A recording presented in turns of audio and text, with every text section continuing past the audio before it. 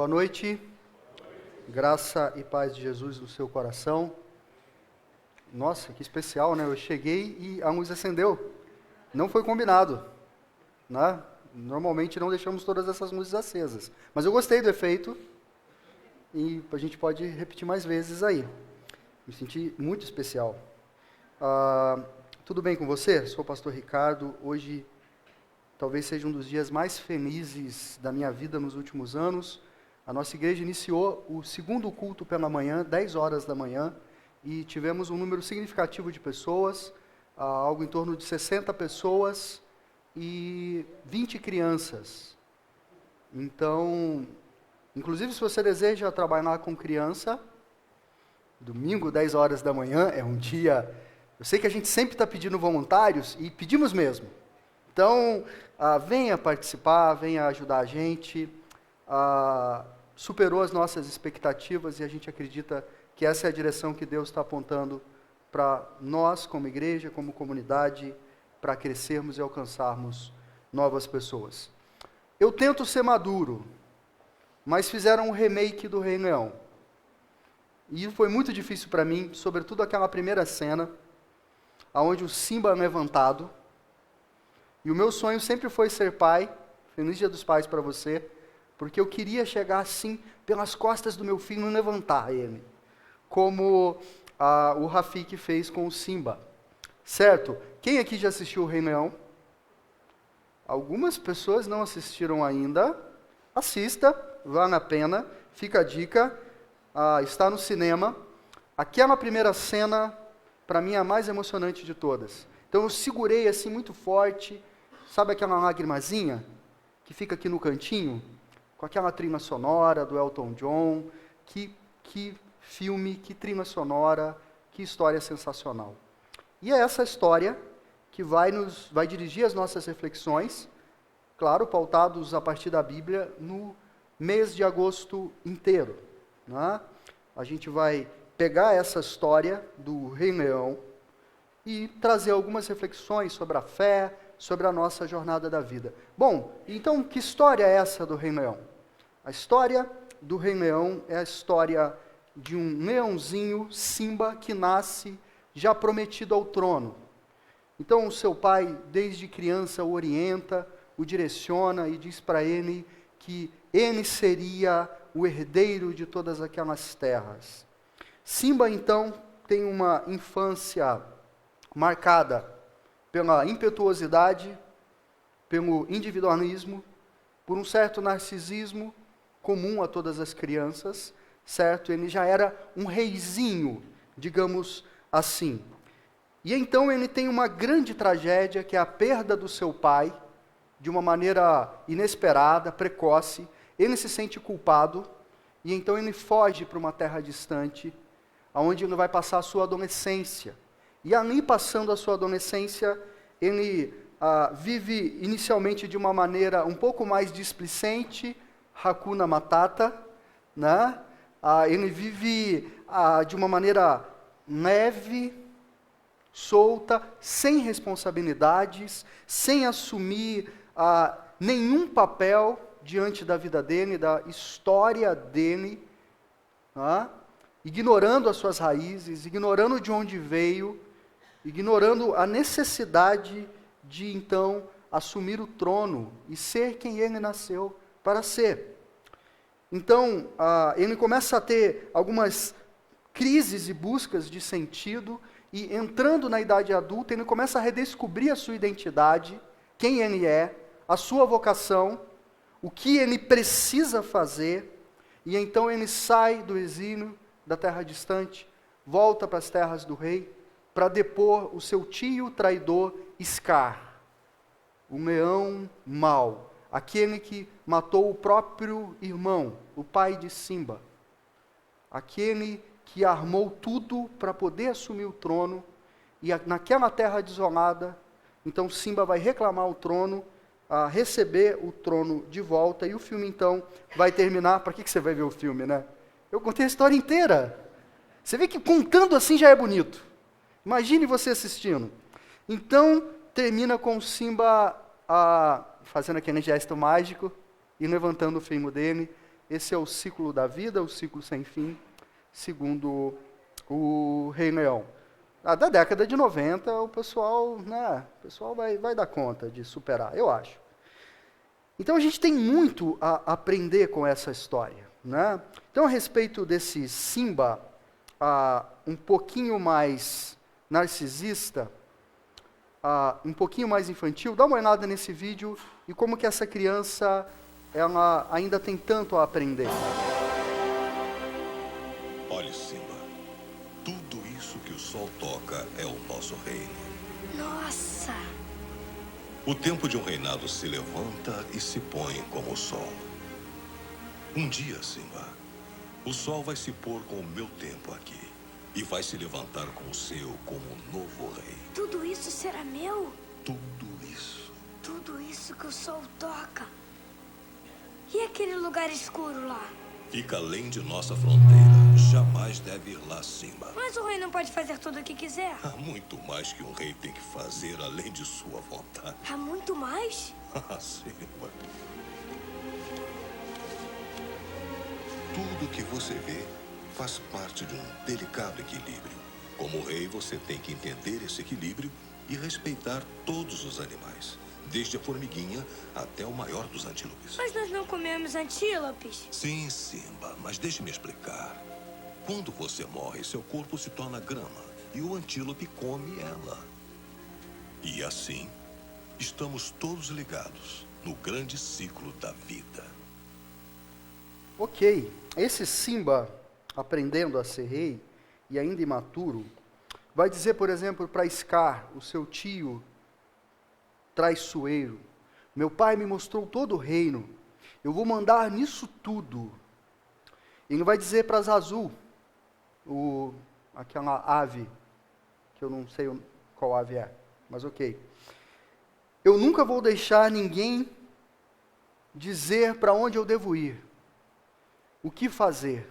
Quando eu for rei, eu vou fazer o que eu quiser e ninguém manda em mim. Para Nala, o seu par romântico posterior, ele vai dizer: eu estou dando risada na cara do perigo, diante de uma situação perigosa, indo para as terras sombrias, de uma maneira desobediente. Nala diz para ele: mas é perigoso, Simba. Ele diz: eu estou dando risada na cara do perigo. Eu digo isso para minha esposa, mas também não surte efeito. Eu digo: eu estou dando risada na cara do perigo. Ela: ok. Não tem funcionado. E tem essa canção que faz parte da trilha sonora e que mostra esse pequeno rei, ainda narcisista, ainda pensando que as coisas giram em torno dele e não do serviço, da vocação que serve os outros. Dá uma olhada nisso. Ninguém vai me vencer em nenhum duelo. Eu nunca vi um rei leão sem juba e sem pé. A chuva que eu vou ter, vai ver, será de arrasar. E todo mundo vai tremer quando me ouvir urrar. Mas por enquanto eu digo que não sei. E o que eu quero mais é ser Ainda falta muito pra isso, amor. Se pensa que... ninguém dizendo Olha, quando eu digo não faça que... isso. Eu quero dizer Ou que... então pare com isso. Olha, Eu quero você não vai- sumiço. Olha aqui. Livre pra poder viver, Isso não é bem. pra fazer o que quiser. Livre para poder viver e fazer o que eu quiser. E é nesse sentido que esse Simba criança começa a queimar etapas e começa a se tornar uma presa fácil para o seu tio Scar, traiçoeiro, que chega para ele e diz: olha, está vendo as terras sombrias? Todos nós já estivemos lá. É um ritual de passagem. O seu pai esteve lá, eu estive lá, e agora é a sua vez, Simba. Então Simba conversa então com Nala, convence ela, e eles rumam na direção da terra sombria, um lugar habitado por hienas, sem vida, aonde ele certamente morreria. Ele colocou a vida em risco e colocou a vida de Nala em risco. Então, esse Simba, criança, imaturo, ele não sabe nada a respeito de limites. Ele quer crescer rápido, ele quer ser rei, ele quer ser grande, ele quer ter domínio. Então ele vai até o cemitério de elefantes, essa região sombria, e se mete em encrencas. Depois ele retorna, tem um sermão do seu pai, daqui a pouco a gente vai falar disso. E um pouco depois, ele já se encontra com o seu tio Scar de novo, e o seu tio Scar diz para ele, viu, vá até o desfiladeiro, porque lá tem o eco, e você vai treinar o seu rugido, e ali você vai se tornar um leão de verdade. Então Simba vai para o desfiladeiro, e começa a treinar o rugido dele, que não assusta ninguém, né? E ali, ele treinando o rugido dele, vem uma manada de antílopes, ou eu acho que é antílope. Gnu, é lógico que é gnu. Todos nós sabemos disso. E o antílope, vocês não sabem, mas está ali com o gnu. São parecidos. E aí, vem aquela manada, e naquele incidente infeliz, Simba perderia o seu pai Mufasa, sofreria, se sentiria culpado, e a partir dali que ele iria exilado para fora das terras do rei. Certo?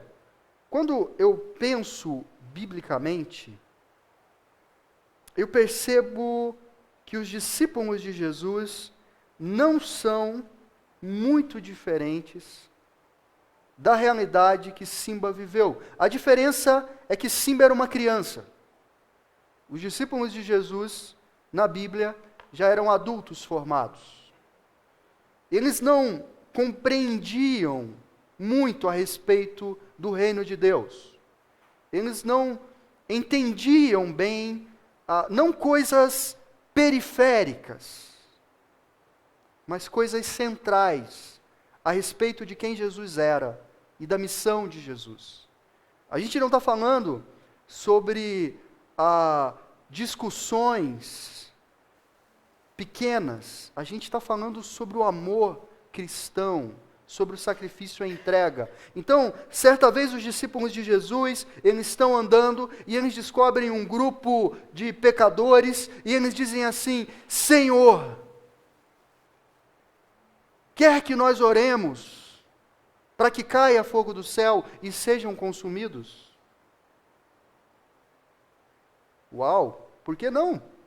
Queimar pessoas. Que vocação fantástica! Não, nós não queimamos pessoas. Alguns cristãos ainda pararam nessa fase, ok? Eles ainda sacrificam pessoas por aí. Eles querem antecipar épocas. Jesus diz que vai para a cruz e que tem determinada missão a cumprir, a viver, e eles dizem, não, Senhor, isso é coisa da sua cabeça. Senta aqui, vamos conversar, isso não é necessário. Outra vez, eles estão ali conversando, Jesus chega por ali, e eles estão trocando ideia, e o Jesus, e aí, beleza, tudo bem com vocês? Tudo bem e tal. Ô Senhor, a gente estava aqui conversando, e a gente estava tretando aqui, e a gente queria saber. Pois, o que vocês querem saber? A gente quer saber quem que vai sentar do seu lado, quando você assumir o trono. Quem que assenta à esquerda e quem que assenta à direita? Competitividade. Narcisismo. Individualidade. Então, os discípulos de Jesus, eles não são diferentes desse Simba imaturo que na jornada vai aprender a respeito da vida, a respeito de quem é, a respeito do que precisa ser feito. E nós também não somos diferentes. Eu e você. Se Mufasa espera Simba, aliás, ele salva Simba no cemitério de elefantes, e depois dá um sermão para ele, conversa com ele. É essa imagem que eu quero que você tenha na sua cabeça, de um pai que te espera para conversar com você, para ter um alinhamento, para ter uma conversa a respeito de quem você tem sido, de por onde você tem andado. E talvez você, nessa jornada imatura, também andou além dos limites da terra do rei, fez o que não devia, falou o que não devia, pôs a própria vida em risco, pôs a vida de outros em risco. Você também sente essa tensão de olhar para todo o reino e ser atraído por aquela sombra. Ah, que lugar é esse? Não, esse lugar você não deve ir, Simba, ele está além das terras do rei. Não, é para lá que eu quero ir. Eu quero me aventurar, eu quero, por causa da minha imaturidade, andar por outros caminhos que me machucam, que me fazem machucar as outras pessoas. E, novamente, a diferença talvez seja que Simba é uma criança com a capacidade de juízo prejudicada, não desenvolveu ainda um cérebro. Mas às vezes nós, adultos, somos assim, né? A gente não dá conta. E às vezes somos atraídos para a nossa pior versão. E o Pai nos espera para a gente bater um papo, para a gente conversar. E o mais bacana dessa conversa é que a certa altura, Simba conversando com Mufasa, eles terminam rolando e brincando. E aí Simba diz assim: papai, nós somos amigos. Nós somos amigos ainda. E ele diz: claro, meu filho, nós somos amigos. Papai, o senhor nunca vai me deixar sozinho. Mufasa diz: nunca, meu filho. Eu sempre estarei com você. Porque é assim, né? Quem nunca sentiu que Deus não era amigo, que Deus estava distante, ou que depois de uma caminhada paralela, a gente sente que não tem ninguém no pôr do sol nos esperando. Mas tem. Inclusive a parábola do filho pródigo conta a história de um pai que todos os dias se debruça no portão e fica olhando para o horizonte o filho que volta da terra sombria, o filho que volta do cemitério de elefantes. Quando ele vê esse filho retornar, ele corre na direção desse filho, o abraça, o beija e diz: que bom que você voltou, eu esperei por isso, desde o dia que você partiu. Papai, eu nem lembro quando eu parti. Ele diz: mas eu me lembro. Foi o dia mais triste da minha vida. Mas eu não quero falar sobre isso. Porque hoje é o dia mais feliz da minha vida. Você voltou para casa. Nós somos amigos. Nós somos companheiros. Você foi embora de casa, mas eu nunca vou a lugar nenhum. Eu sempre estarei aqui por você. Então, é essa dimensão que eu desejo que você tenha no coração, que apesar da sua imaturidade e da minha imaturidade, e dos caminhos pelos quais andamos, não há por que fugir de uma conversa com o Pai. Ele está esperando. E quem sabe não vai ser hoje, essa noite, essa conversa. Com o Pai que nos aguarda, com um amor difícil de ser explicado humanamente falando. Então, primeiro eu quero conversar com você a respeito da nossa maturidade. Precisamos falar sobre a nossa maturidade, ou melhor, sobre a nossa imaturidade. E para isso eu quero pensar com você no texto de Romanos 8, do 26 ao 30, e para essa primeira parte do verso 26 e 27. Também o Espírito, semelhantemente, nos assiste em nossa fraqueza, porque não sabemos orar como convém, mas o mesmo Espírito intercede por nós sobremaneira, com gemidos inexprimíveis. E aquele que sonda os corações sabe qual é a mente do Espírito, porque segundo a vontade de Deus é que ele intercede pelos santos. Então, a respeito da nossa imaturidade, é muito importante você saber que o Espírito Santo nos assiste em nossa fraqueza.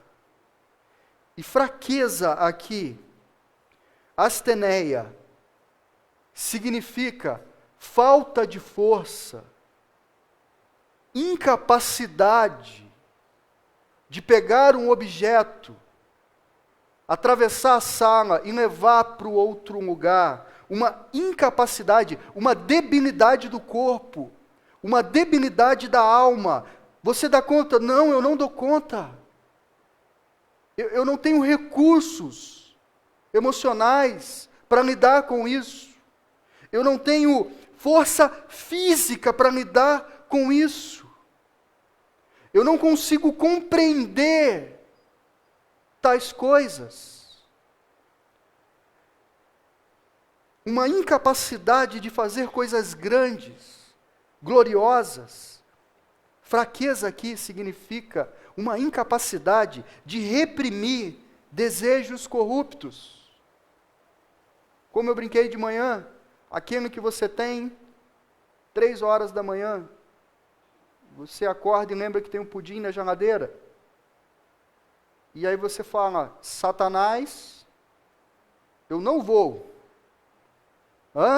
Aí a terra sombria começa. Pudim, pudim. E aí você fala, eu não vou. Estou no propósito. Eu fiz a primeira série do ano do Jardim Itália. Plano de voo. Está lá. Perder 70 quilos. Né?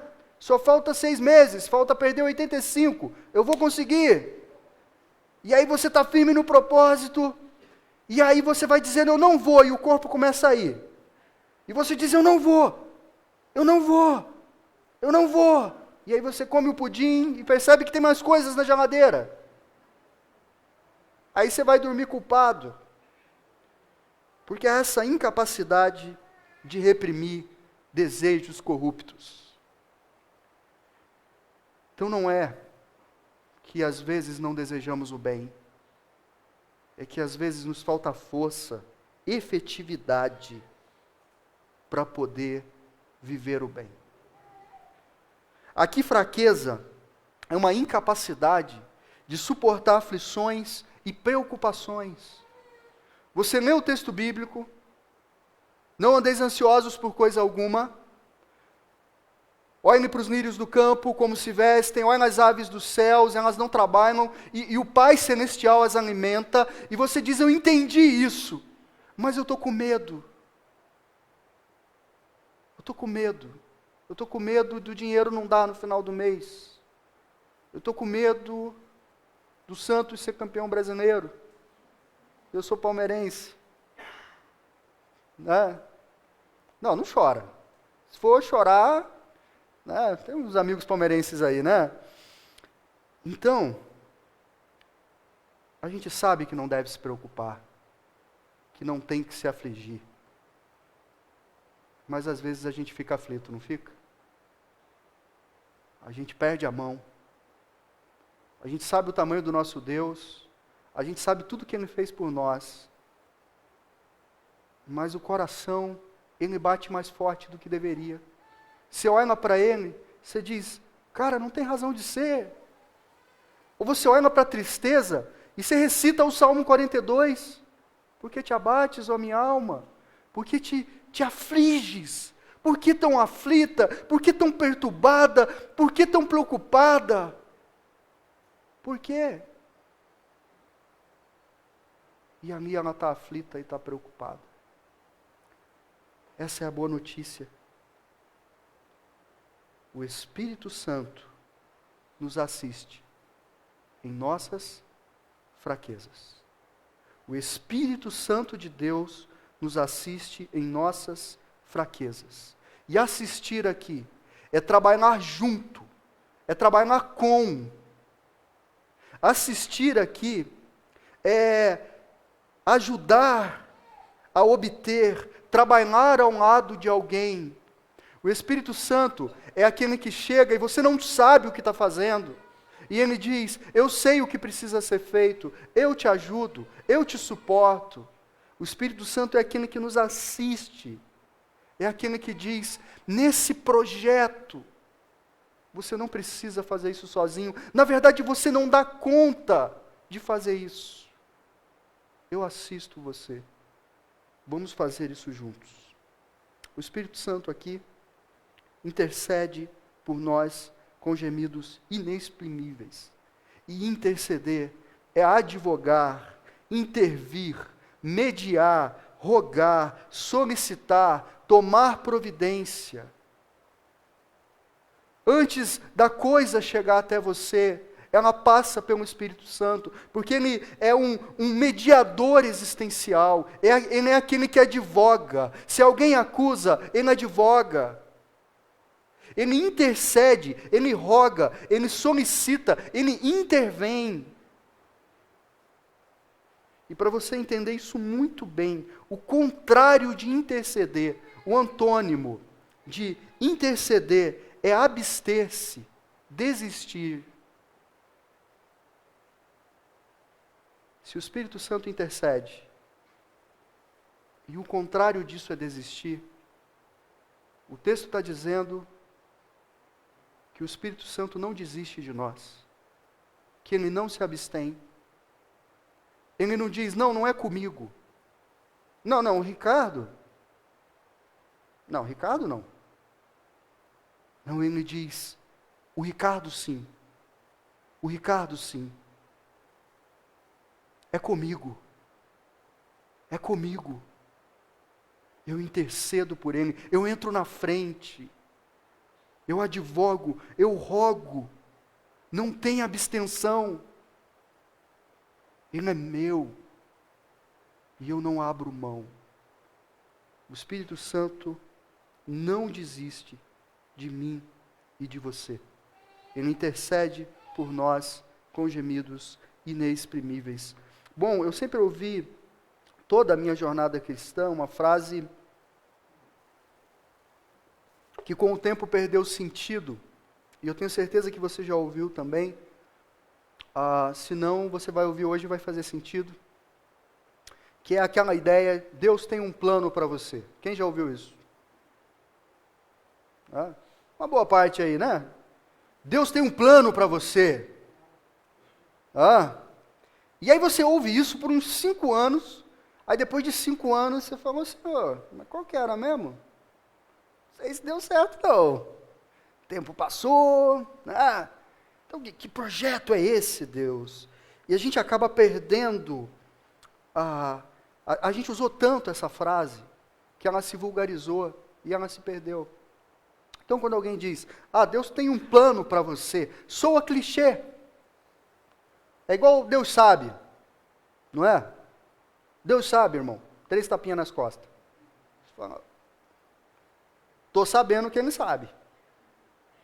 Você confirmou isso. Não resolve o meu problema, mas tudo bem, ele está sabendo. Vamos ver como é que vai ser o negócio. Então, mas a verdade bíblica não é clichê. É que, de fato, Deus tem um plano para a nossa vida.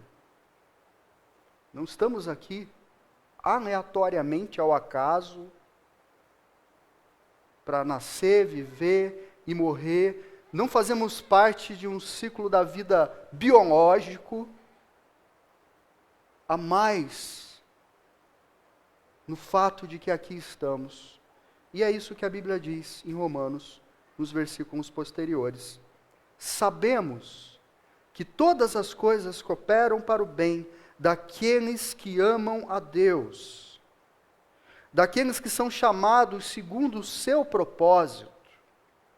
Porquanto aos que de antemão conheceu, também os predestinou para serem conformes à imagem de seu Filho, a fim de que ele seja o primogênito entre muitos irmãos. E aos que predestinou, a esses também chamou. E aos que chamou, a esses também justificou. E aos que justificou, a esses também glorificou. A Bíblia está dizendo que Deus te conheceu. Jeremias 1, antes que eu te formasse no ventre materno, antes que eu te formasse no ventre materno, eu te conheci. Eu sei quem você é, antes de você existir, antes de te trazer à existência. Salmo 139, os teus olhos viram a massa informe, as células se multiplicando, os ossos se formando. Você sabe quem eu sou, plena e completamente. A esses, ele conheceu de antemão e predestinou. Qual é o grande projeto de Deus, então, para a minha vida? Sei que você queria ser rico e poderoso, mas se for, lembra de mim.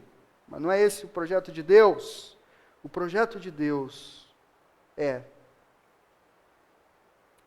sermos parecidos com Jesus Cristo.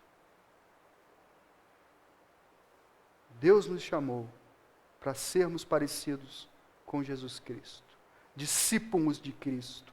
Ele é a humanidade restaurada. Ele é o segundo Adão que Romanos fala, do capítulo 8 para trás. É o que traz a redenção. Ele é o modelo de vida para mim e para você. Não existe vida mais profunda, mais significativa do que deixar que o Espírito Santo forme Jesus Cristo em nós. Então, ele nos predestina com esse propósito, nos chama, vocaciona, dá uma razão, coisas para fazer, ele nos justifica, e justificar aqui não é que você agora é justo, mas é que você recebeu uma carta que diz que alguém sofreu a pena que é sua e você foi justificado. Jesus Cristo fez isso, morrendo naquela cruz. Então ele te justifica e ele então glorifica. E esse glorificar aqui, ele é no pós-vida. E aqui é muito interessante, na teologia de Paulo, porque todos os verbos estão no passado. Paulo está dizendo, tudo isso aconteceu. Você fala, eu ainda não recebi um corpo glorificado. Eu não recebi. Está difícil, Senhor. Fiquei sabendo que na glória vai ser diferente. Paulo está dizendo, em Cristo, todas essas coisas já aconteceram. Mas historicamente no tempo, elas vão acontecer. Já são verdades. E irão acontecer. E o texto começa dizendo, sabemos que todas as coisas cooperam para o bem daqueles que amam a Deus, que são chamados segundo o seu propósito. Isso me faz pensar que um dia a maturidade há de chegar. Não seremos crianças para sempre. Não seremos. A maturidade, ela há de chegar, porque esse verbo, ele dá conta de dizer que nós sabemos. Primeiro, a partir de uma obra do Espírito Santo em nós, que coloca fé, e a partir daquele momento, obviamente, você sabe, mas ele também dá conta de dizer que nós sabemos, porque nós percebemos, porque nós notamos, Porque no caminho, na jornada da vida, havia algo que eu tinha perdido e de repente eu não perdi mais. Havia uma dimensão que eu ignorava e que agora eu não ignoro mais. E quando vem a coisa, nós dizemos, não, nós sabemos. Tá, o que você sabe? Eu sei que todas as coisas cooperam para o bem daqueles que amam a Deus. Ontem eu não sabia, mas hoje eu sei. Ontem o sofrimento era mais do que sofrimento. Hoje, o sofrimento é apenas sofrimento. Ele não é maior do que o sofrimento do Cristo. Ontem eu não sabia, mas hoje eu sei. Hoje eu sei que a minha vida definitivamente está nas mãos de Deus. Ninguém me tira de lá. Eu sei. Eu sei disso. Hoje eu sei que as ovelhas de Cristo ouvem a voz de Cristo. Elas estão na mão dele. E ninguém as tira de lá. E eu sei que eu estou nas mãos de Cristo. Então, a maturidade, ela há de chegar. Talvez a gente ainda não percebe ainda. Os discípulos não percebiam. Mas a gente vai caminhando. A gente vai vivendo. A gente vai sofrendo, a gente vai apanhando, a gente vai tendo crises de fé e amadurecendo, e não amadurecendo, mas a gente vai vivendo, a gente vai tocando em frente, e de repente chega o dia que a gente acorda e a gente diz, eu sei. Encaixou uma peça no meu coração, na minha mente. Eu sei. A minha fé agora é mais profunda, é mais significativa, é mais verdadeira do que quando eu comecei lá atrás. Eu percebi algo que antes eu não percebia. Todas as coisas cooperam para o bem daqueles que amam a Deus, daqueles que são chamados segundo o seu propósito. Simba nasceu para ser rei. Eu e você não estamos aqui por acaso. Estamos aqui e temos um propósito. Amamos a Deus, desejamos Deus e fomos chamados. Algo foi e será feito por mim na história, conhecido, chamado, predestinado, justificado. Percebe que nenhum desses verbos é atribuído a mim e a você? Nenhum desses verbos diz, justifique-se, chame-se. Eles dizem, eu fui conhecido, eu fui predestinado, eu fui chamado, justificado, e eu serei glorificado. É questão de tempo. Para alguns, talvez a maturidade só vai chegar na glorificação.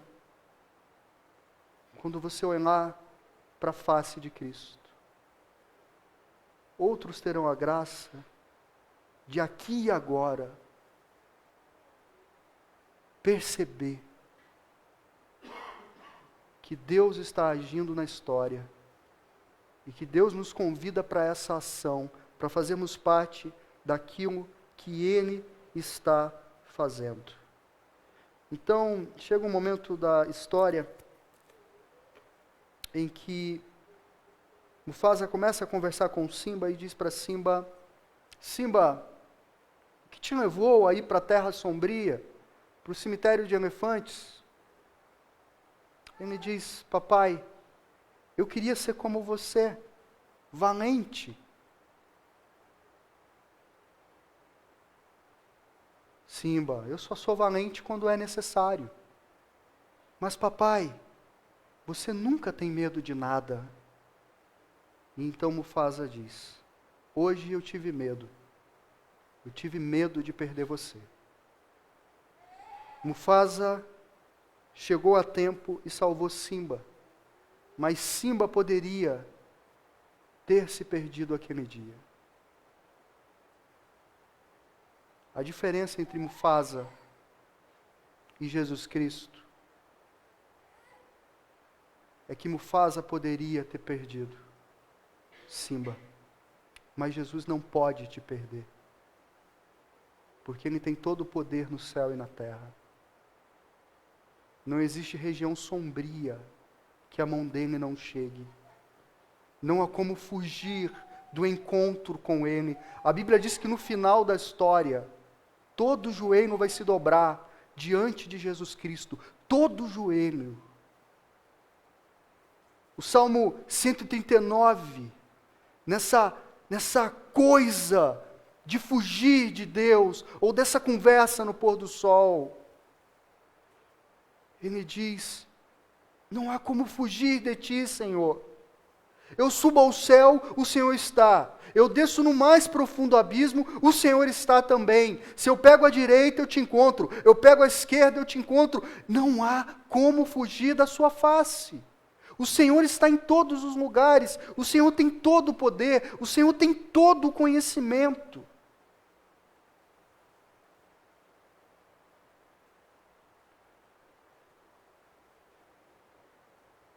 Para que Ele não perdesse você, Ele entregou a própria vida naquela cruz. Ali Ele teve medo. No jardim do Getsêmani, Ele estremeceu. Quando Mufasa mostra o reino para Simba, Ele diz: Simba, um dia o sol vai se pôr para mim. Inclusive um dia o sol irá se pôr para você. Esse é o ciclo da vida. Essa é a diferença entre Mufasa e Jesus Cristo. Nós podemos dizer que até para Simba, um dia o sol irá se pôr, mas nunca para Aslan. Aslan, para quem não sabe, é um leão das Crônicas de Nárnia, que é uma figura de Jesus Cristo. Aslan é aquele que se sacrifica no livro do leão, o feiticeiro e o guarda-roupa. Aslan é aquele que morre pelo traidor, para que o traidor não morra, nas Crônicas de Nárnia. Aslan é aquele que ressuscita. É aquele que foi sacrificado, cortaram a sua juba, o mataram, e ele ressuscita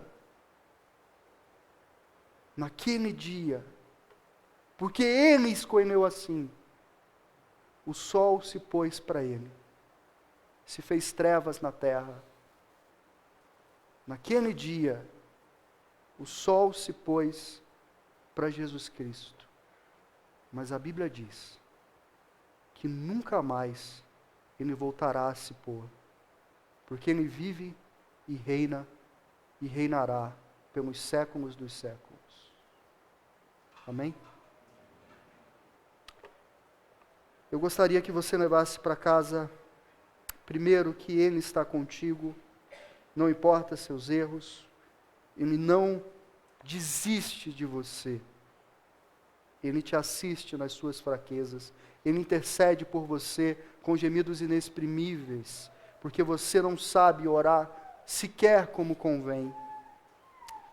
E eu queria que você orasse pedindo a Deus que amadurecesse a sua fé, e que você saísse daqui essa noite sabendo que todas as coisas cooperam para o bem daqueles que amam a Deus e são chamados segundo o seu propósito. Vamos orar? Vamos falar com Deus?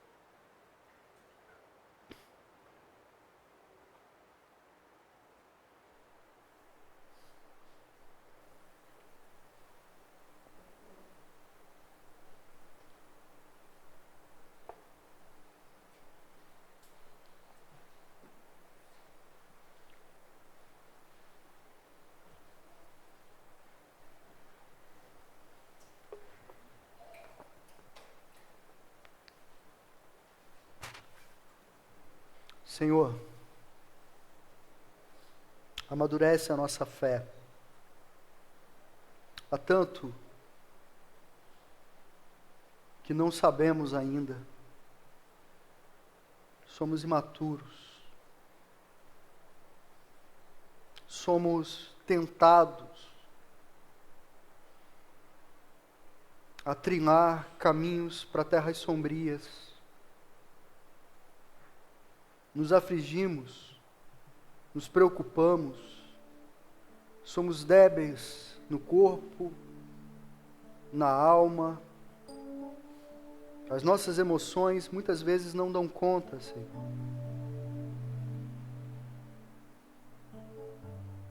Quantas vezes desejamos te amar mais e não conseguimos. Aceita a nossa oração, te pedindo que nos dê a graça de te amarmos mais do que ontem, de nos entregarmos mais do que ontem. Senhor, nos assiste em meio às nossas fraquezas. Essa é a nossa grande esperança. Que todos aqueles verbos no passado, eles são verdade. Está consumado, justificados, chamados, predestinados, conhecidos, glorificados. Mas à medida que caminhamos na vida, Senhor, na nossa jornada, ainda não entendemos bem tantas e tantas coisas. Aumenta a nossa maturidade e fé, Senhor. Pai, nos identificamos com Simba, com o seu desejo infantil de querer ser grande, de queimar etapas. Nos identificamos com os teus discípulos, os teus primeiros discípulos.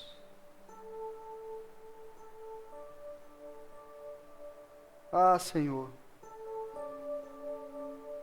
perdoa-nos, conserta a nossa vida e história, nos traz de volta para as terras do Rei, para assumirmos o nosso papel na história da redenção, nos traz de volta para as terras do Rei, para assumirmos a vida e o propósito que o Senhor tem para nós. Santo Espírito, nos faz conforme a imagem de Cristo, nos faz gente de verdade. Senhor, obrigado pela sua morte naquela cruz, porque você decidiu permitir que o sol que um dia o Senhor criou se pôsse sobre você. O Senhor decidiu morrer. O Senhor decidiu ingressar nas sombras mais profundas para nos resgatar de lá e nos dar uma nova vida. Eis-nos aqui, Senhor. Eis-nos aqui.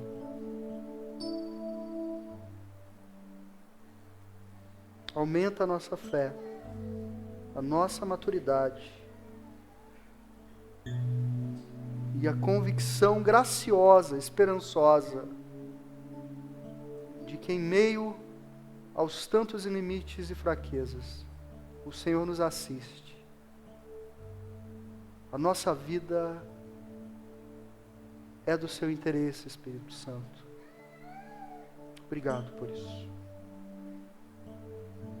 Amém e amém. Eu convido você a se colocar de pé. Nós vamos cantar uma música que